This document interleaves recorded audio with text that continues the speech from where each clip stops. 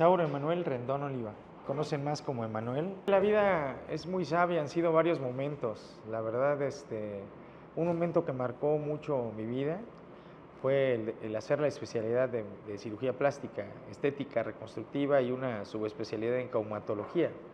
No muchos conocen qué es la caumatología, es el manejo de pacientes, el manejo quirúrgico de pacientes quemados. Y fue muy peculiar este caso porque en Cuba, cuando estaba en Cuba, pues cuando decidí tomar esa especialidad, no la conocía, yo solamente conocí una parte de la cirugía plástica, y cuando la conocí más fue maravillosa la especialidad. Entonces, como tiene que ver con autos esta entrevista, recuerdo mucho que en Cuba, en La Habana, Cuba, manejaba un BMW, o sea un Volkswagen, que fue un carro que le dieron al doctor Harley Borges, al coronel Harley Borges, se lo dio Fidel Castro para que diseñara las unidades de quemados de todo el país. El país, que son 11 provincias, pues la verdad es un país con 11 millones de ciudadanos, no tan grande, pero ese bocho estaba ahí aventado, y entonces el coronel me dijo, si tú lo echas a andar, pues ya anda con tu familia y todo el tema. Y ese fue un compromiso que adquirimos. Entonces de aquí de México nos llevamos casi medio bocho, y entonces así de repente en Cuba nos quedamos sin frenos, nos quedamos, se descompuso varias veces, fue muy divertido, fue una experiencia muy divertida, y ahí decidí que tenía que ir por todo. Entonces, a diferencia de soñar en grande o muy cómodo o con unas unidades muy cómodas, a mí me tocó soñar en un bocho en Cuba, muerto de calor, pero definitivamente con una idea, una ideología de ser libre y de llegar con todo, ¿no? Así fue. Es una interesante pregunta. Yo me describiría como un ser auténtico, porque trato de ser auténtico, disruptivo, ¿sí? Y apasionado. Esas tres palabras yo creo que me definen a Emanuel Rendón. Para mis hijos, ¿en qué concepto me tienen o cómo me tienen? Yo creo que un padre divertido, ¿sí? Con cercanía, porque me llevo muy bien con mis hijos. La verdad es que por mi trabajo es difícil convivir con los chicos, pero la verdad es que me llevo muy bien con ellos. Trato de tener buenos momentos, trato de ser un padre presente, que las ausencias están al punto, pero trato de estar presente, y así yo creo que así me recordarían ellos y me tienen ese concepto. Yo creo que estuve pensando esa pregunta porque está bien interesante y hay muchos autos. Fíjate que podemos considerar muchos, pero precisamente ahorita es un Chevrolet Chevy del 51, porque ese auto nos trae muchos recuerdos de Cuba, ¿sí? De La Habana, y además es una pieza clave en nuestra vida, ¿sí? Entonces, por eso precisamente ese auto es el que marca el antes y el después. No, ese bocho se quedó bien, se quedó restaurado, se quedó funcionando. Ese fue, ese fue el compromiso con el coronel. Yo fui el último cirujano plástico que él formó, porque él terminó como jefe de Grupo Nacional de Cirugía Plástica de Cuba. Y entonces yo le dejé el bocho completo, andando y todo, y ya después para que lo rentara. La verdad es que cuando terminé, me acuerdo mucho que nos fueron a dejar al aeropuerto todavía en ese bocho, y ahí lo entregué, ¿no? Y fue algo muy padre, fue muy representativo, muy significativo. Se quedó funcionando. Que jamás voy a olvidar va a ser definitivamente un viaje familiar que hicimos de aquí, manejando, de aquí de Puebla a San Antonio, Texas, donde me fui con mis hijos y mi familia. Viajamos todo de día.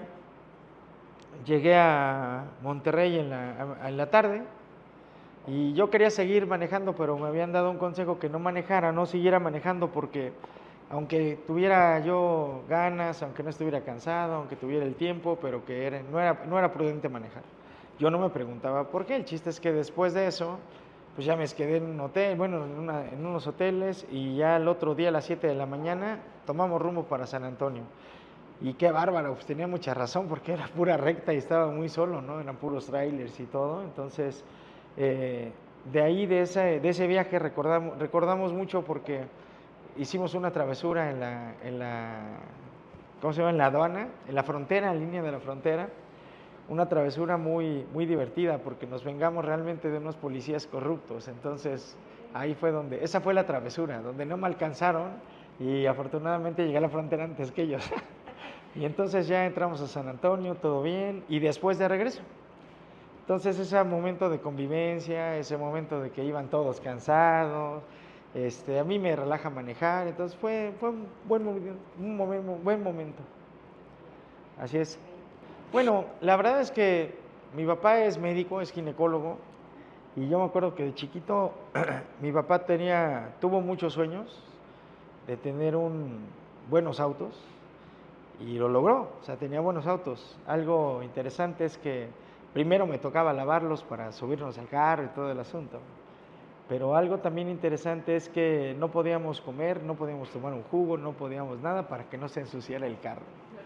Sí, todo lo teníamos que cuidar, muy importante. También nos tocaba algunas ocasiones quedarnos en el carro a esperarlo, porque nos decía, vámonos de vacaciones o algo, y de repente si estábamos todos con las maletas arriba del carro y llegaba un parto o una cesárea, y entonces a veces esperábamos en el carro, y a veces teníamos que bajar las cosas, y a veces así.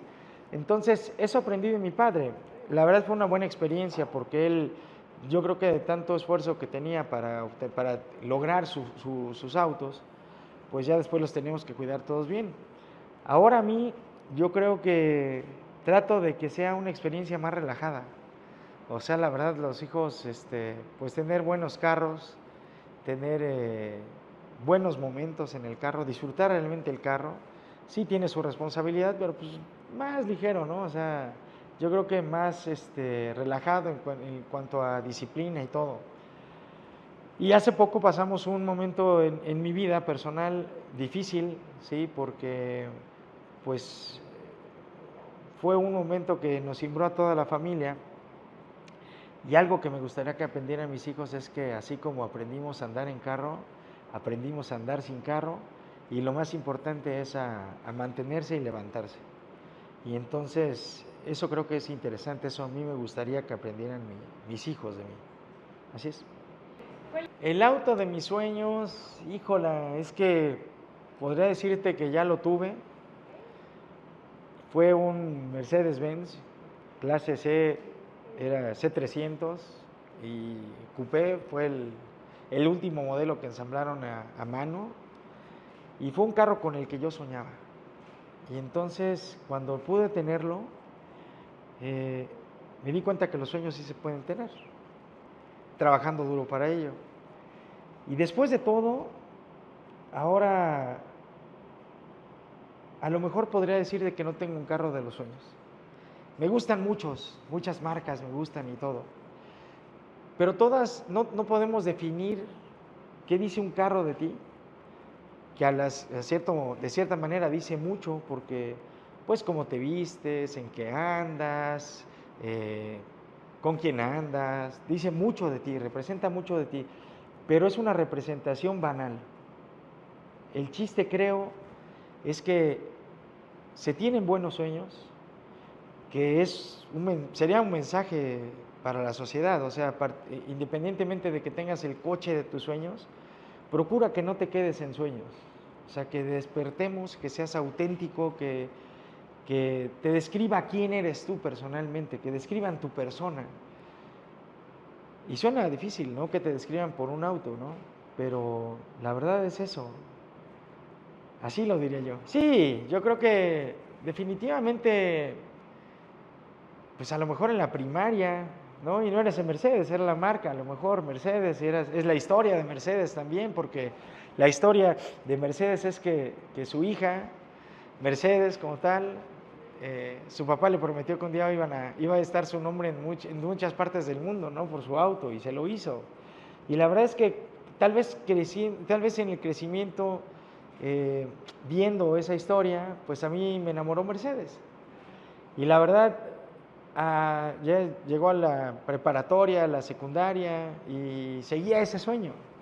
Y también como estudiante de medicina tenía el sueño de tener un Mercedes, ¿no? A mí me decían que no, que eran carros muy caros, inalcanzables, que eran de mucho lujo y todo, pero hay algo bien interesante. Yo les decía que me iba a comprar un Mercedes y me decían que no, siempre que no. Y de repente que me lo compro y no le dije a nadie. Entonces, ya venía con él. Y entonces, la verdad es que eso fue un momento bonito en mi vida, porque lo soñaba desde pequeño y lo alcancé. Así es.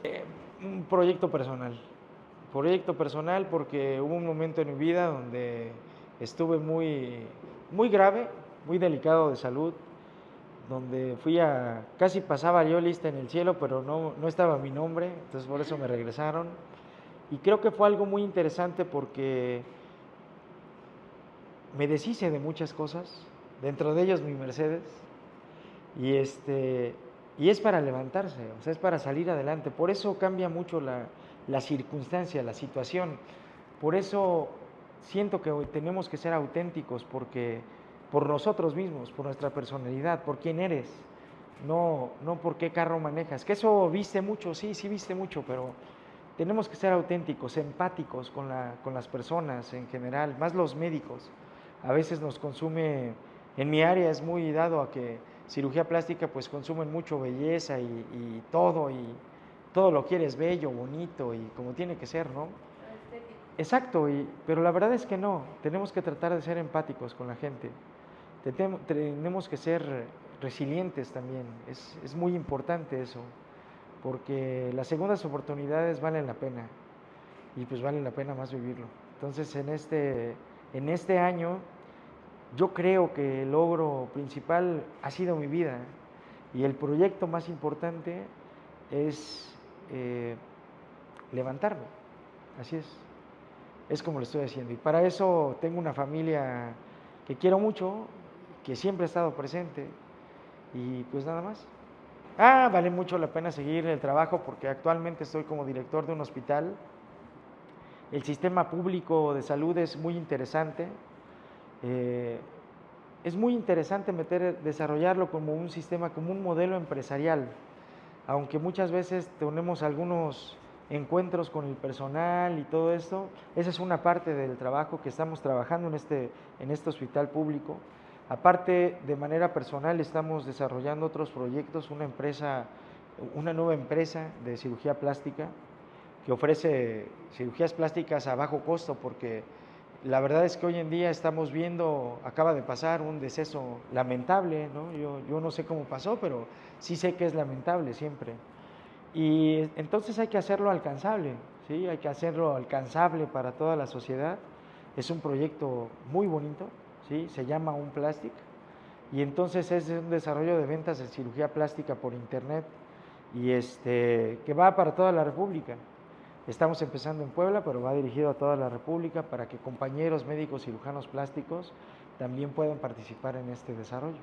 Sea confiable, sea alcanzable, sea seguro y posible de hacer. Así es. El Hospital General de Cholula, ahí es donde soy director general. Y este es un hospital público, pertenece al modelo de salud IMSS Bienestar, y es un comportamiento interesante porque se está realizando una transferencia de los servicios de salud. No descuidamos la rectoría, que es la Secretaría de Salud como tal, y ahí es donde estamos trabajando. Aparte, cirugía plástica en Puebla, que ha sido mi primera empresa y que está creciendo, que está, a pesar de esa pausa en el trabajo que hicimos por salud, se mantiene y sigue creciendo, sigue adelante. Seguimos siendo una buena opción para las pacientes. Que no tenga miedo, no tenga miedo de equivocarse o de fracasar. El fracaso es medible. La verdad es que el fracaso, no tienes por qué fracasar en un proyecto, pero de los sueños, haz los ideas, haz los proyectos. Y de los proyectos puedes medir si triunfa o si fracasa. Pero que no tengan miedo a empezar, porque a veces podemos contar con mucho, a veces no podemos contar con nada, y eso no nos define. Así es que no tengan miedo, hay que empezar. Primera, que sí se puede, que soñar se vale, que sí se pueden cumplir los sueños, que hay que ser fuerte, que puede haber momentos difíciles, que siempre los va a haber. Todos los seres humanos tenemos un momento difícil en nuestra vida, un momento que nos puede marcar, pero que también es muy importante cuando quieres salir adelante, la determinación que tengas. Entonces, si yo quisiera darles un consejo a mi hijo, a mis hijos, sería que lo intenten, que no se detengan, que nadie les diga que no se puede soñar y que luchen por sus sueños. Y así.